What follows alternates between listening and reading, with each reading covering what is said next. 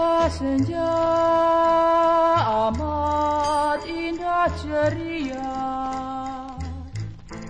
tiba-tiba datang angin kencang,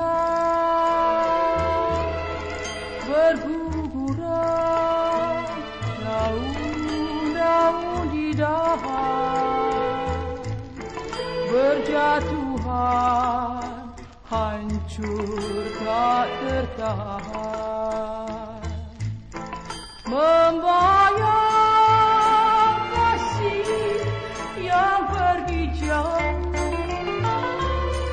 terkena janji yang bermadu. Bismillahirrahmanirrahim. Assalamualaikum warahmatullahi wabarakatuh. Sobat Kembara Sunyi dimanapun berada, pada kesempatan kali ini kami akan bercerita tentang sebuah kisah kiriman yang dikirim oleh Sobat Kembara yang bernama Yanuar. Sebelum kita masuk ke ceritanya, untuk teman-teman yang nonton tayangan ini dan belum subscribe, jangan lupa untuk subscribe lebih dulu agar channel Kembara Sunyi ini lebih berkembang lagi dan kami lebih bersemangat lagi dalam membuat konten-konten terbaru di Kembara Sunyi. Dan untuk teman-teman yang telah mendukung kami sejauh ini, kami ucapkan terima kasih banyak. Semoga amal kebaikan teman-teman dibalas kebaikan berlipat oleh Allah Subhanahu wa Ta'ala.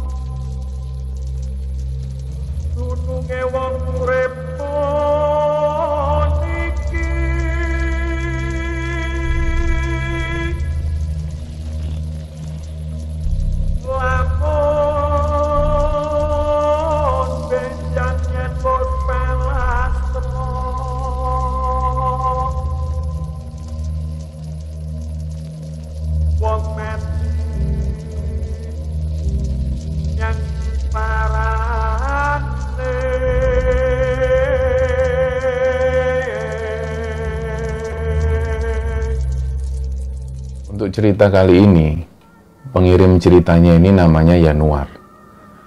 Jadi di cerita kali ini Yanuar ini ingin menceritakan tentang pengalaman ayahnya yang dulu pernah tinggal di satu rumah di tengah-tengah perkebunan. Nah, jadi ceritanya ayahnya Yanuar ini namanya Pak Min. Kita sebut saja dengan Pak Min. Di sekitaran tahun 80-an, tepatnya di sekitar tahun 87, Pak Min ini pindah dari desa menuju ke kota. Ada salah satu kota di Jawa Timur. Pak Min ketika pindah di sana, beliau langsung cari kerja. Ada satu pusat pertokoan di satu kota ini. Beliau menuju ke sana dan mulailah cari pekerjaan. Nah, pada waktu itu ada satu toko. Toko ini jualan celana kain, celana jeans, dan lain sebagainya. Dan pemilik toko ini namanya Pak Ahmad. Nah, datanglah Pak Min ke sana, beliau mengutarakan pengen kerja. Akhirnya Pak Ahmad pun menerima. Jadi toko Pak Ahmad waktu itu sangat kecil sekali dan Pak Ahmad masih ngontrak di toko tersebut. Nah, mulailah Pak Min ini bantu Pak Ahmad jualan dan sampai sekitaran tahun 90-an, Pak Ahmad baru bisa mulai membeli toko. Nah, dari situlah usaha Pak Ahmad ini berkembang. Dan di sekitar tahun 2005, barulah Pak Min ini dikasih tanggung jawab lebih. Pak Min dipercaya untuk megang beberapa toko. Nah, dari situlah Pak Min ini mulai semakin dekat dengan Pak Ahmad. Karena gimana pun juga dari tahun 80-an sampai tahun 2005 itu, Pak Ahmad selalu ditemani oleh Pak Min. Nah, pada tahun 2007, waktu itu Pak Ahmad ini punya inisiatif karena usahanya semakin berkembang dan beliau ini bisa membeli beberapa properti dan tabungannya juga lebih-lebih. Waktu itu Pak Ahmad ini bilang ke Pak Min, karena mereka ini hanya terpaut sekitar 5 tahun. Jadi waktu itu Pak Ahmad bilang ke Pak Min, "Min, kamu ajak istrimu, kita berangkat haji bareng." Nah, jadi di tahun itu mereka pun berangkat haji bareng. Nah, dari situlah mereka seperti saudara pada akhirnya. Nah, dalam perjalanan itu Pak Min ini sempat bernadar dalam dirinya, nanti kalau menjelang 50 tahun atau menginjak usia 50 tahun, beliau ini pengen berhenti kerja, beliau pengen kembali ke desa menemani istrinya.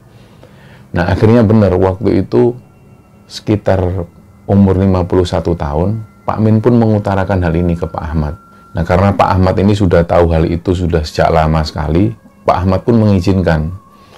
Nah, begitu Pak Min tinggal di desa bersama istrinya, 3 orang anaknya ini termasuk si Yanuar sudah berumah tangga sendiri-sendiri. Dan mereka bisa dikatakan hidupnya berkecukupan. Jadi Pak Min waktu itu tinggal di desa hanya bersama istrinya. Beliau sehari-hari ngurusi ladang, ngurusi sawah, dan ketika waktu sholat, Pak Min menuju ke masjid. Jadi rutinitas Pak Min hanya seperti itu. Nah, 1 tahun kemudian ternyata istri Pak Min ini menderita sakit. Dan sakit itu sampai berbulan-bulan, dan sampai kemudian istrinya ini meninggal. Nah, pada waktu istri Pak Min ini meninggal, Pak Min masih tinggal sendirian di desa. Waktu itu beberapa anak Pak Min termasuk si Yanuar ini sempat menawarkan pada ayahnya itu, "Bapak tinggal sama kami aja, milih sama aku, sama adik-adik terserah. Yang penting Bapak jangan tinggal di desa sendirian, nanti Bapak nggak ada yang ngurus, apalagi usia Bapak ini sudah menginjak usia tua." Nah, karena Pak Min ini orangnya nggak mau ngerepotin anak, jadi waktu itu beliau tetap memilih tinggal di desa. Nah, mendengar hal itu, akhirnya Yanuar ini coba ngobrol ke Pak Ahmad. Beliau ngobrol ke Pak Ahmad bahwa Pak Min ini sendirian di desa. Anak-anaknya kepingin kalau Pak Min tinggal bersama anaknya, tapi Pak Min tetap nggak mau.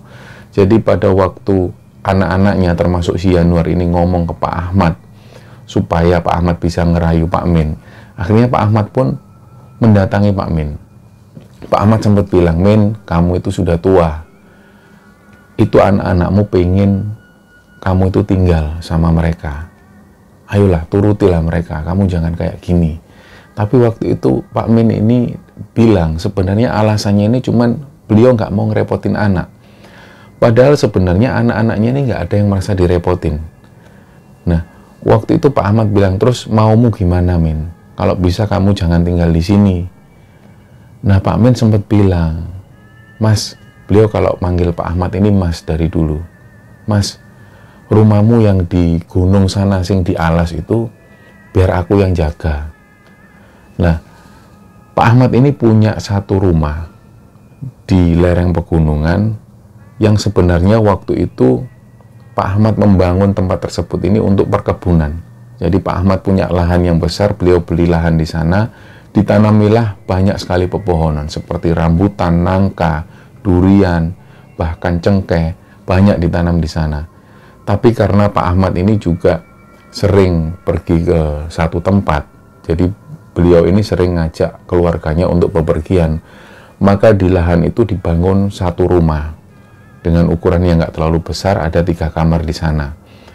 Nah, di rumah ini memang nggak ada yang jaga, jadi perkebunan Pak Ahmad ini dikelola oleh penduduk sekitar yang mereka datang hanya sekitar 3 hari sekali untuk ngecek tumbuhan-tumbuhan yang ada di sana. Dari situlah Pak Min ini bilang ke Pak Ahmad, "Bu, aku yang jaga di sana aja, aku bosen tinggal di sini." Lah Pak Ahmad tetap bersikuku, "Bukannya aku ini nggak mau, Min. Anak-anakmu ini datang ke aku, minta tolong ke aku untuk ngerayu kamu, supaya kamu tinggal sama anak-anakmu. Lah kalau kamu tinggal di rumah yang di gunung itu, ya kamu tetap sendirian, bukan sama anak-anakmu." Nah, tapi Pak Min ini tetap pengen tinggal di sana. Dia pengen tinggal sendirian dan gak kepingin ngerepoti anak-anaknya. Dari situlah Pak Ahmad bilang, "Ya sudah, gini aja. Kamu bilang ke anak-anakmu, yakinkan anak-anakmu, ketika anak-anakmu ini mengizinkan, insya Allah aku juga mengizinkan kamu tinggal di sana." Lah akhirnya keesokan harinya dikumpulkan semua anak-anaknya, dan Pak Ahmad bilang, "Ini bapakmu pengen tinggal di rumah Pak Ahmad yang ada di gunung itu, pengen tinggal di sana dan jaga tempat Pak Ahmad. Gimana menurut kalian?"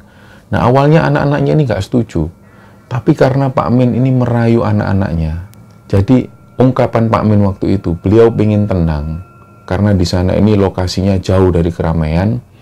Pak Min mengungkapkan kalau dia kepingin memperbanyak ibadah dan pingin kusuk ibadah di sana. Nah, karena mendengar pernyataan itu dari ayahnya, akhirnya Yanuar yang merupakan anak pertama, beliau pun setuju. Pada akhirnya adik-adiknya pun setuju. Jadi setelah itu Pak Ahmad ini pun setuju dan beberapa hari kemudian Pak Min diantar menuju ke rumah tersebut. Nah, jadi rumah Pak Ahmad yang ada di lereng gunung ini lokasinya jauh dari keramaian. Ada di lereng gunung yang cukup ternama di Jawa Timur. Dan ketika mereka berangkat, ini untuk pertama kalinya Pak Min mendatangi tempat ini. Jadi yang digambarkan oleh Pak Min dan diceritakan pada Yanuar adalah begitu memasuki pekarangan itu ada satu pagar besar. Dan lahan Pak Ahmad ini dikelilingi kawat-kawat. Jadi lahannya cukup besar sekali dan ditanami tumbuhan-tumbuhan yang banyak. Jadi antara satu tumbuhan dengan tumbuhan lain ini, pohon-pohon satu dengan pohon yang lain sangat berdekatan. Inilah yang membuat suasana di sana begitu rindang. Nah, begitu masuk pagar, ada lahan yang nggak terlalu besar, cukup untuk 2-3 mobil. Biasanya mobil Pak Ahmad diparkir di sana dan mereka harus jalan kaki sekitar kurang lebih 500 meter menuju ke rumah tersebut. Nah, begitu masuk rumah itu, rumah ini bangunannya semi-semi kayu. Jadi bangunan bawah sampai pusar orang dewasa itu dari bahan batu bata. Dan setelah itu ke atasnya barulah bangunannya ini kayu. Nah, di rumah Pak Ahmad itu ada 3 kamar dan ada 1 ruang tamu. Fasilitas di sana ini juga cukup memadai. Ada air bersih, ada lemari es, dan juga televisi. Jadi waktu itu Pak Ahmad bilang ke Pak Min, Min, kalau kamu tinggal di sini, terus pada satu saat kamu butuh apa-apa, kamu turun aja. Kamu temui orang kepercayaanku di bawah. Ya mereka itu yang biasa ngurusi tempat ini. Jadi kamu nggak usah sungkan-sungkan lah ngomong ke mereka. Mereka ini juga tak gaji. Nah dari situ Pak Min mengiyakan. Malam itu mereka tidur di sana. Jadi Pak Ahmad dan keluarganya juga tidur di sana, bermalam di sana untuk 1 malam. Keesokan harinya sekitar jam 2 siang, barulah Pak Ahmad dan keluarga ini pamit pulang. Jadi tinggallah Pak Min sendirian di rumah itu. Nah, awal tinggal di sana, Pak Min ini nggak mengalami kejadian apapun. Beliau sangat menikmati tinggal di tempat tersebut karena sepi dan beliau bisa memperbanyak ibadah. Jadi aktivitas Pak Min di sana setelah sholat maghrib, beliau baca Quran. Beliau baca Quran sampai menjelang Isya, barulah Pak Min ini sholat Isya, dan setelah itu paling nonton TV sebentar, terus Pak Min tidur. Nah, rutinitas itu dilakukan, setiap hari dilakukan seperti itu. Sampai sekitar seminggu tinggal di sana, barulah Pak Min ini mengalami ada satu kejadian-kejadian yang aneh. Jadi waktu itu ketika menjelang maghrib, Pak Min ini bersiap untuk sholat maghrib. Nah setelah sholat maghrib seperti biasa Pak Min baca Quran. Nah waktu baca Quran ini tiba-tiba ada yang lempar dari luar. Ada kerikil-kerikil yang dilempar. Karena dinding-dinding ini terbuat dari kayu. Jadi ketika dilempar batu, itu pasti terdengar agak keras. Tak, tak, tak. Tak. Awalnya waktu itu Pak Min ini mengabaikan karena Pak Min lagi baca Quran, beliau sempat mengabaikan.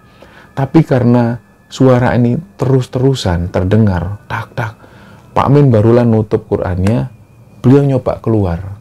Ini siapa? Begitu dibuka, ternyata nggak ada apa-apa. Nah, Pak Min pun beranjak lagi menuju ke tempat tidur itu untuk baca Quran. Belum masuk ke tempat tidur, suara ini terdengar lagi, ada yang lempar, tak. Dari situ Pak Min ini buka jendela. Jadi begitu buka jendela, pemandangan itu langsung pemandangan yang gelap sekali, banyak sekali pohon-pohon di situ. Begitu Pak Min buka, ternyata dia ngelihat ada sekitar 2 atau 3 orang anak kecil usia 8 tahunan. Mereka semua itu sembunyi di pohon sambil cekikian. Jadi kayak sengaja godain Pak Min. Nah, karena Pak Min ini orangnya nggak terlalu takut, hanya awalnya beliau itu kaget. Dari situ Pak Min ini sudah ngerasa ini bukan anak manusia. Di situ Pak Min sempat bilang, gak pareng yo, gak pareng sawat-sawat yo. Jadi Pak Min ini kayak ngomong sama anak kecil, padahal Pak Min tahu bahwa ini bukan anak manusia. Lah mana mungkin jam segitu ada anak manusia yang main di tempat yang sepi seperti itu, apalagi sangat jauh dari desa. Nah setelah itu Pak Min pun nutup jendela. Nggak lama setelah itu, belum sempat Pak Min ini beranjak dari jendela itu, jendela ini ada yang gedor. Jadi gedorannya ini nggak terlalu keras, khas seperti tangannya anak kecil, bak. Dibuka lagi, ternyata ada anak kecil yang dongak ke arah Pak Min. Kowe apa le? Mbah, randu ya apa-apa. Mbah nggak punya apa-apa, kamu cari apa? Enggak mbah, sambil senyum terus lari. Nah di situ Pak Min ini ngerasa, oh mungkin ini anak-anak ini mau kenalan. Aku kan tergolong baru di sini. Jadi Pak Min biasa saja nanggepin itu. Ditutup jendelanya, beliau melanjutkan ngaji, dan nggak lama setelah itu Pak Min sholat isya dan melanjutkan tidur. Nah beberapa hari kemudian nggak ada kejadian-kejadian yang aneh. Ada beberapa warga desa ini yang datang ngurusi perkebunan dari Pak Ahmad itu, dan aktivitas Pak Min seperti itu. Beberapa kali ada orang kampung ini yang bawa bahan-bahan makanan untuk diserahkan ke Pak Min dan ditaruh di kulkas. Nah beberapa hari setelah itu Pak Min ini menjelang maghrib, beliau sudah bersiap-siap, beliau sudah wudhu dan bersiap sholat maghrib. Setelah beliau ini sholat maghrib, rencananya Pak Min ini mau baca Quran. Ternyata belum sempat buka Quran, ada yang ngetuk pintu dari luar. Tok, assalamualaikum, assalamualaikum. Pak Min ini kaget, ini siapa? Kok tumben ada orang kampung yang datang jam segini? Biasanya sore hari itu sudah nggak ada yang datang. Jadi Pak Min pun keluar. Ketika dibuka, ada satu perempuan. Perempuan ini pakai kebaya dan pakai kerudung. Jadi kerudungnya ini seperti ada motif bunga-bunga. Beliau datang sendirian. Ngapunten Pak Min, ganggu. Beliau ngomong dengan bahasa Jawa waktu itu. Saya boleh nggak ngomong sebentar sama Pak Min? Oh nggih, monggo. Pak Min pun mempersilahkan duduk. Waktu itu Pak Min ini sempat bertanya dalam hatinya, ini ibu-ibu siapa? Kok nggak seperti yang tak kenal? Biasanya yang datang ke sini ini Pak Min semua kenal. Tapi karena Pak Min ini menerima dan beliau pun duduk, Pak Min mau ngomong, mau minum apa? Karena kebiasaan Pak Min seperti itu, ketika ada tamu, beliau nggak selalu tanya tamunya ini dari mana, ada keperluan apa, tapi yang ditanya pertama kali mau minum apa yang disuguhkan dulu. Jadi si ibu-ibu ini bilang, oh nggak usah repot-repot Pak Min, saya cuma sebentar. Oh iya kenapa? Nah ceritalah ibu-ibu ini bahwa beliau ini bilang bahwa beliau itu tinggal di desa. Desanya nggak jauh dari tempat Pak Min bermukim itu. Nah Pak Min sempat tanya, loh berarti bukan desa yang di bawah? Oh sanes Pak, bukan Pak, desa saya yang di belakang sana. Nah Pak Min ini nggak tahu kalau ada desa lain di situ. Jadi Pak Min pun terus tanya, terus ada perlu apa ke sini?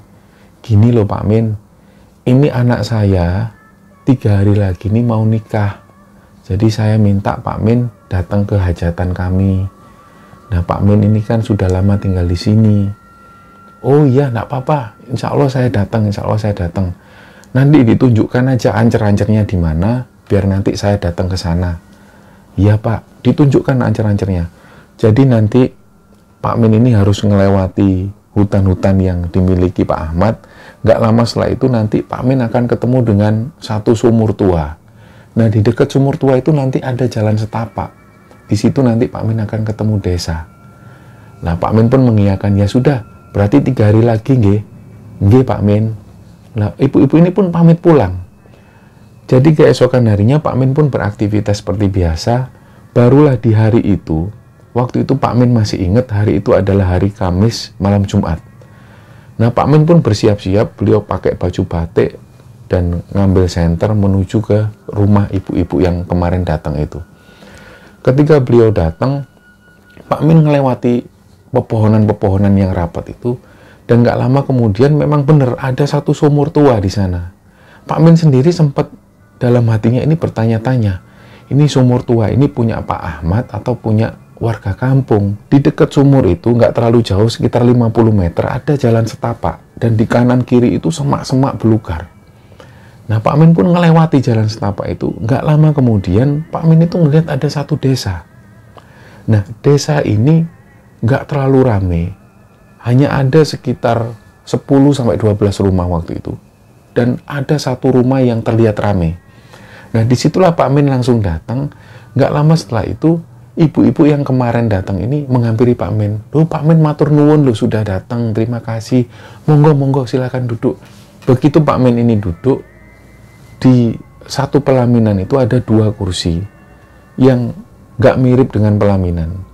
Jadi sangat sederhana sekali pesta waktu itu digelar. Ada orang-orang kampung yang datang yang nggak lebih dari 100 orang. Makanan-makanan ini disuguhkan.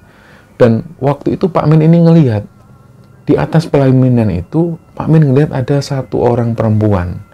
Perempuan ini cantik sekali.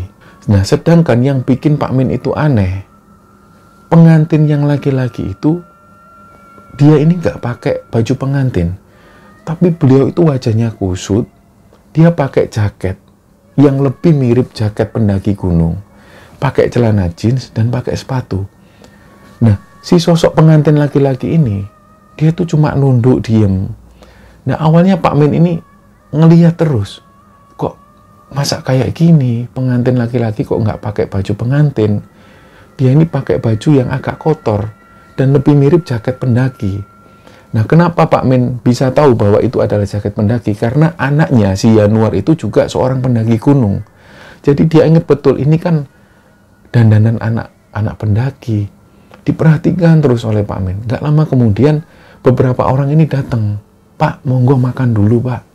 Oh iya. Ada piring-piring itu yang isinya banyak sekali makanan-makanan rebus seperti ketela rebus, jagung rebus, dan lain sebagainya. Pak Min hanya ngicipi sedikit, dan setelah itu Pak Min duduk lagi. Karena Pak Min ini masih penasaran. Ini pengantin laki-laki ini kok masak kayak gini? Kok gak didandani seperti layaknya pengantin, tapi kok masih pakai baju kayak gini? Apalagi jaketnya itu terlihat agak-agak kotor. Disitulah Pak Min ini dalam hatinya sempat batin, kok aneh. Ini kok aneh sekali perkawinan ini. Nah, karena Pak Min ini tetap diam, dia nggak mau mengungkapkan hal itu. Setelah itu Pak Min ini pun pamit pulang. Nah, sebelum Pak Min ini pamit pulang, Pak Min sempat bersalaman dengan pengantin-pengantin itu. Jadi begitu Pak Min bersalaman dengan pengantin perempuan, itu tangan dari pengantin perempuan ini dingin sekali. Kayak benar-benar Pak Min ini megang es batu. Disitulah Pak Min agak kaget, dan begitu megang tangan si laki-laki, Pak Min juga ngerasakan seperti itu. Tangan si laki-laki ini dingin. Dan waktu itu si pengantin laki-laki ini cuma nunduk, gak berani sedikit pun memandang ke arah Pak Min. Nah, setelah itu Pak Min pun pamit pulang. Dalam perjalanan pulang itu, Pak Min ini sambil terus berpikir, ini tadi bener acara kawinan atau acara apa?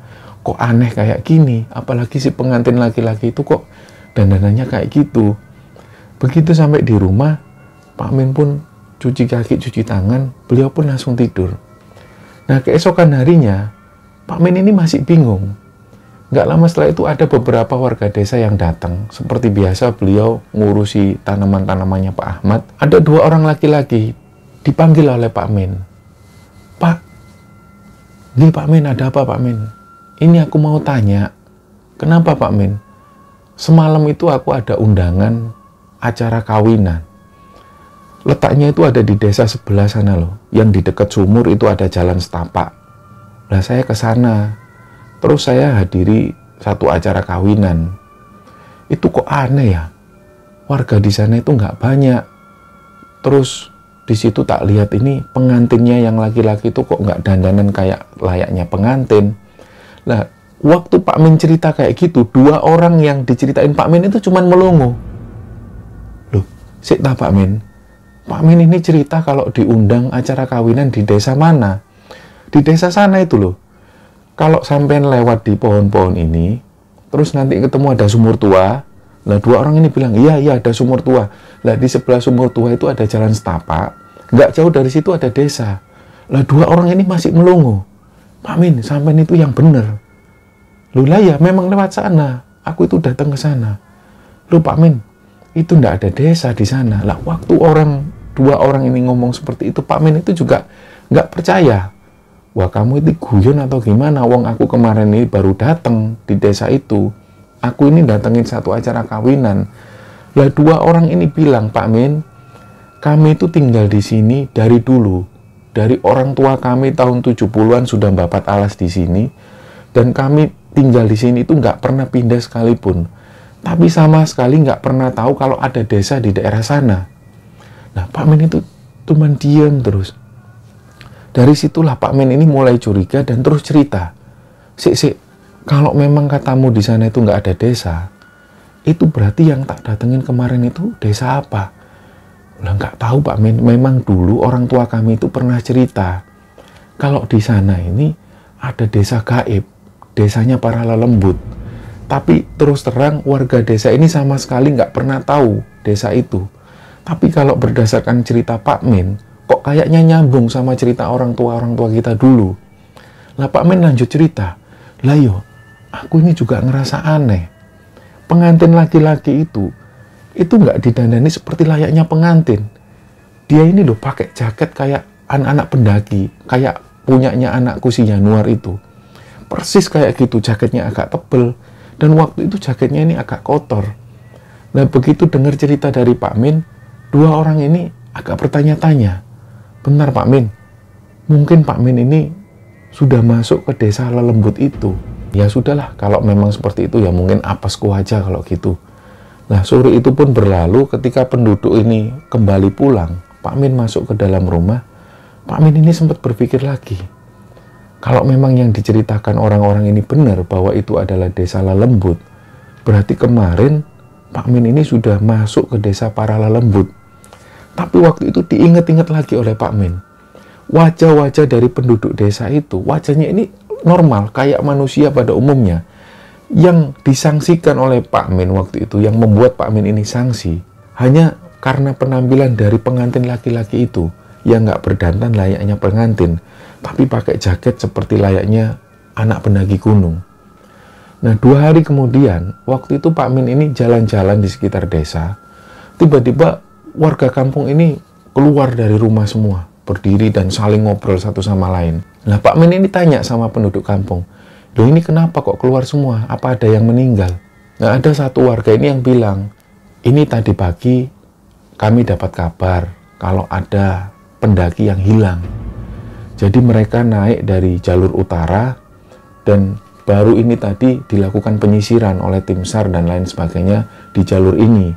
Nah ini kan jalur selatan Pak Min. Nah nggak lama kemudian tim SAR ini pun naik.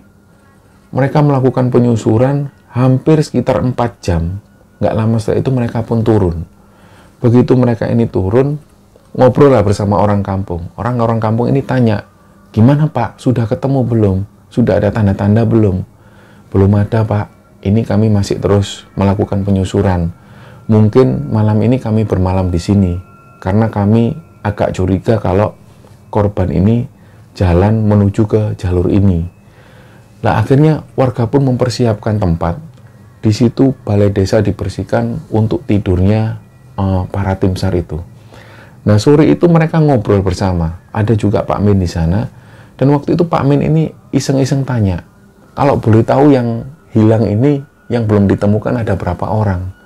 "Ada 2 Pak." Nah ini foto-fotonya, ditunjukkanlah. Jadi mereka ini rombongan pendaki ini naik 7 orang. Dan begitu mereka turun, yang turun hanya 5 orang. 2 orang lainnya ini dikabarkan hilang. Nah di situ Pak Min ini ngelihat ada pemandangan yang aneh. Karena dari 2 orang yang hilang itu, salah satunya Pak Min ngelihat, "Ini kok kayak aku pernah lihat." Jadi Pak Min pun langsung mundur pelan. Dia manggil 2 orang yang kapan hari itu diajak ngomong sama Pak Min. "Sul, aku tadi kok lihat wajah anak pendaki yang hilang itu kok kayak nggak asing ya. Itu yang tak lihat di desa lelembut itu. Yang kamu bilang desa lelembut itu loh. Nah, si anak itu yang kemarin tak lihat, dia itu yang jadi pengantin." Lah, si orang-orang ini juga heran. "Pak Min, jangan ngomong dulu ke tim SAR. Udah, diem aja. Nanti Pak Min sendiri yang ngomong sama orang kampung."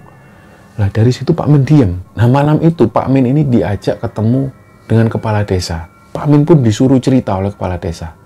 Nah, Pak Min cerita bahwa hari itu, malam itu, Pak Min ini diundang oleh salah satu penduduk desa yang ada di sana menghadiri satu pesta perkawinan. Dan di situ Pak Min ngelihat ada satu pengantin laki-laki yang dandanannya nggak seperti pengantin, tapi dia pakai jaket gunung. Dan Pak Min yakin bahwa anak yang hilang itu adalah pengantin tersebut. Di situ Bapak Kepala Desa ini percaya, Pak Min, tanpa sepengetahuan orang-orang, ayo kita cari. Ayo kita menuju ke desa itu. Lah Pak Min ini bingung loh. Aku ini taunya desa itu dekat sumur tua yang ada di belakang rumah Pak Ahmad. Ayo ke sana, nak apa-apa. Aku masih ingat jalannya. Nah, malam itu sekitar jam 8:30 malam, warga kampung ini menuju ke tempat tersebut. Mereka melewati sumur dan memang ada jalan setapak di situ. Tapi begitu mereka lewat, ada sekitar 10 orang dari warga kampung termasuk Pak Min dan 1 orang kepala desa. Lewat di sana, nggak ada yang dimaksud. Desa yang dimaksud ini nggak ada. Jadi hanya perkebunan-perkebunan karet dan jarak pohon antara satu pohon dengan pohon yang lain ini rapat. Nggak ada satupun desa di sana. Nah, Bapak Kepala Desa ini karena sudah yakin bahwa memang ada desa gaib di sana, Bapak Kepala Desa ini coba ngomong lagi ke Pak Min. Pak Min, coba sampean malam ini tidur di sini. Siapa tahu nanti sampean dapat petunjuk. Nah, akhirnya Pak Min pun pamit pulang. Dia masuk ke rumah. Pak Min ini sempat diam. Nggak lama kemudian Pak Min ambil wudhu. Beliau pun sholat 2 rakaat. Nah, dalam sholatnya itu Pak Min ini berucap dalam hatinya. Dia minta petunjuk. Ya Allah, tolong tunjukkan kalau memang benar anak ini hilang. Dan waktu itu yang tak lihat adalah anak yang hilang itu, tolong tunjukkan. Beri aku jalan. Nah, setelah Pak Min ini sholat, Pak Min pun duduk-duduk lagi. Nggak lama setelah itu, Pak Min ini tiba-tiba pengen keluar. Pak Min pun keluar rumah. Dan begitu Pak Min keluar rumah, ada satu nenek-nenek duduk di situ. Beliau itu duduk di tanah dan menghadap ke arah Pak Min. Nggak lama setelah itu nenek-nenek ini tanya, Min, kowe dolek apa? Apa sing kowe doleki? Nah, Pak Min langsung mendekati si nenek ini. Nggih, Mbah, kula badhe madosi lare sing ical niku. Wonten lare pendaki sing ical. Wis ayo melu aku. Dari tangan Pak Min ini diraih, dipegang oleh nenek itu, diajaklah jalan melewati satu pepohonan dan melewati satu sumur tua itu. Nah, nggak lama setelah itu Pak Min ini ngerasa ngantuk sekali. Jadi saking ngantuknya, Pak Min nggak bisa menahan ngantuk. Pak Min pun tertidur. Begitu Pak Min buka matanya, Pak Min sudah ada di desa itu. Nah, begitu ada di desa, si nenek ini langsung tanya ke Pak Min, wis mbok gawa urung godhong kelore? Loh, godhong kelor apa, Mbah? Nggak bawa, Mbah. Si nenek ini bilang, kalau kamu ketemu si anak itu, kamu pukul punggungnya pakai daun kelor. Kalau nggak gitu, dia nggak akan bisa sadar. Loh, terus saya cari kemana, Mbah? Daun kelor itu. Wong saya ini nggak punya tumbuhan kelor. Yo, saya dolek kono nang desa ngisor. Dipegang lagi tangannya Pak Min dan tiba-tiba Pak Min ngerasakan ngantuk yang luar biasa. Dan sepersekian detik kemudian Pak Min buka mata, tiba-tiba sudah ada di rumah Pak Ahmad. Dari situlah Pak Min ini ingat kata-kata dari nenek itu. Dia langsung menuju ke rumah warga desa. Tolong, aku dicarikan daun kelor. Lu buat apa, Pak Min? Sudahlah, aku ada perlu soalnya. Nah, orang-orang pun langsung mengambilkan Pak Min ini daun kelor, diserahkan ke Pak Min. Pak Min pun langsung pamit pulang. Wis yo, aku tak balik dhisik. Nah, ketika Pak Min ini balik, belum sampai di rumah, nenek-nenek ini sudah nungguin Pak Min. Wis ayo, kini. Pak Min dipegang lagi tangannya dan Pak Min merasakan ngantuk yang luar biasa. Jadi Pak Min itu merasa kalau beliau ini sempat tertidur, tapi nggak seberapa lama. Nggak lama setelah itu Pak Min buka mata, ternyata sudah ada di desa itu. Diantarlah Pak Min menuju ke satu rumah. Nah, tanpa lama-lama Pak Min langsung masuk ke kamar itu, dilihat. Jadi ternyata anak yang tidur ini adalah anak yang waktu itu dilihat Pak Min jadi pengantin. Dia ini masih pakai jaket yang seperti itu, pakai jaket yang berwarna kehijau-hijauan dan ada garis-garis kuning. Dan jaket ini masih terlihat lusuh dan kotor. Si anak ini tidur. Gak lama kemudian dibangunkan oleh Pak Min. Le tangi le, bangun le. Anak ini nggak bisa buka mata. Akhirnya Pak Min pun mendudukkan anak ini. Nah, Pak Min ini langsung memukulkan daun kelor itu ke punggung si anak tersebut sambil membacakan ayat kursi. Allahu la ilaha illallah, dipukulkan terus. Begitu si anak ini buka mata, si anak ini kayak agak linglung. Ayo wis, ayo, melu aku, melu aku. Dipopong lah si anak ini oleh Pak Min, dan gak lama setelah itu, si nenek-nenek ini nunggu di sana. Jadi tangan Pak Min ini dipegang, dan tangan Pak Min megang si anak ini. Gak lama setelah itu, barulah Pak Min tiba-tiba sudah ada di perkebunan Pak Ahmad. Nah, setelah dari situ, Pak Min langsung menuju ke kampung. Lah begitu Pak Min ini datang, gandeng si anak tersebut, warga kampung ini kaget. Loh, lah ini satunya sudah ketemu, alhamdulillah satunya sudah ketemu. Jadi begitu Pak Min ini menuju ke desa gaib tersebut, satu orang pendaki yang lainnya yang dikabarkan hilang ini sudah jalan sendirian menuju perkampungan. Dari situlah ketika dia ditanya, dia agak seperti orang linglung. Dia cuma bilang bahwa dia itu sempat menyusuri sungai dan sampai dia ketemu jalanan yang agak landai. Nah, dia ini cerita, waktu itu dia ini nyasar bersama satu orang temannya. Dan ketika tersesat di hutan itu, mereka hanya bisa mengandalkan bekal-bekal yang mereka punya. Jadi ketika 2 hari kemudian ketika bekal ini sudah habis, mereka bingung mereka harus kemana. Jadi ada usulan dari salah satu temannya ini untuk menyusuri sungai. Dan ketika menyusuri sungai itu mungkin saking lelahnya, mereka berhenti sebentar. Ada satu pepohonan-pepohonan bambu, mereka tertidur di sana. Nah, ternyata keesokan harinya, ketika si anak ini bangun, salah satu temannya ini sudah nggak ada lagi. Nah, waktu itu dia ini masih tetap berpikir positif. Mungkin si temanku ini mungkin jalan lebih dulu. Akhirnya dia pun ngikuti. Dia nyusur sungai, terus jalan. Sampai dia ini menemukan satu jalan setapak.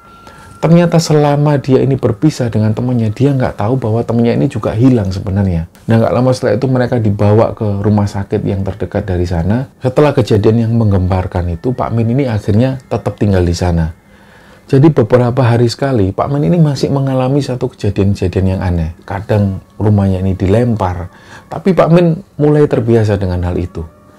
Sampai pada satu ketika, si Yanuar ini cerita, Pak Min itu tiba-tiba mengungkapkan pingin untuk tinggal bersama anak-anaknya. Dan waktu itu pilihan Pak Min ini jatuh ke anaknya yang Yanuar itu. Jadi Pak Min pingin tinggal bersama Yanuar, dan Yanuar ini menerima dengan sangat senang sekali. Jadi hari itu Pak Min pun mulai tinggal bersama Yanuar, tinggal di rumah Yanuar yang ada di kota. Hal itu terjadi sampai berapa bulan kemudian. Sampai satu ketika, pada waktu itu Yanuar ini berangkat ke kantor, dan begitu sampai di kantor, siang hari, Yanuar ini dapat telepon dari istrinya. Jadi Yanuar pun langsung kembali pulang ke rumah. Begitu sampai di rumah, ternyata dia mendapati kalau Pak Min ini sudah meninggal. Nah, sampai akhir hayatnya, akhirnya Pak Min ini meninggal di rumah Yanuar. Nah, cerita inilah yang dibagikan oleh Yanuar, cerita tentang pengalaman yang dialami oleh bapaknya yang kita sebut namanya Pak Min. Kejadian ini pernah terjadi di sekitaran tahun 2000-an, dan semoga kisah ini bisa diambil hikmah, bisa diambil pelajaran oleh teman-teman semua. Mohon maaf kalau ada salah-salah kata. Wassalamualaikum warahmatullahi wabarakatuh.